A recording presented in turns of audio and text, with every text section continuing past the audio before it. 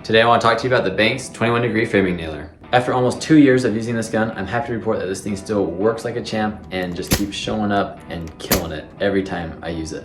This video is a follow-up video to a review I did on this gun about 2 years ago. To answer this question real fast, this is not sponsored by Harbor Freight or Banks in any way. This is just me talking about a nail gun that I love because I want you to have good, happy things in your life like I have good, happy things in my life. I just looked up the price and it's like 95 bucks right now for this thing at full price at Harbor Freight before taxes. So if you use their 20% off coupon, it comes out to about 76 bucks.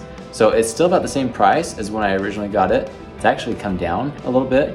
So it's a really good deal. I definitely say that Harbor Freight nailed it with this one. So I've used this gun off and on over the last couple of years. I've used this to build fireplaces for people as a finished carpenter. I've used it also for framing in basements. So this room that I'm in is a room that I framed using this. Telling it to you straight, I'm not a professional framer, as in I don't do framing every day. I'm a finished carpenter, that's my trade.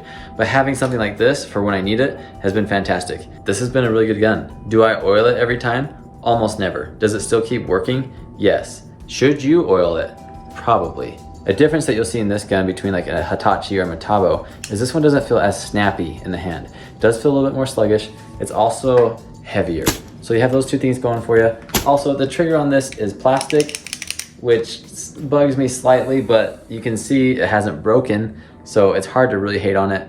I just like metal, but anyways, this thing can take a beating. It's lived in my trailer for a good bit.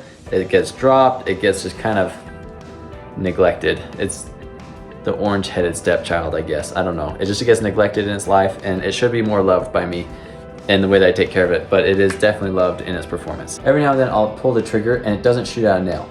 I think that's because I haven't been oiling it, but if you were to oil your gun a lot better than me, I bet that wouldn't happen to you. It's usually about 1 in every 80 nails, so it's not a big deal. I just pull the trigger again and a nail comes out. One thing I still wish that they would do on the Banks framing nailer is add in a Rafter Hook. This is one that I bought aftermarket. I'll have a link in the description below where you can get one for yourself, because a framing nailer without a Rafter Hook sucks. You don't want that in your life. My first video that I put out on this has gotten a lot of traction, and Harbor Freight has actually even put it on their homepage for the Banks 21 degree framing nailer, which is kind of cool.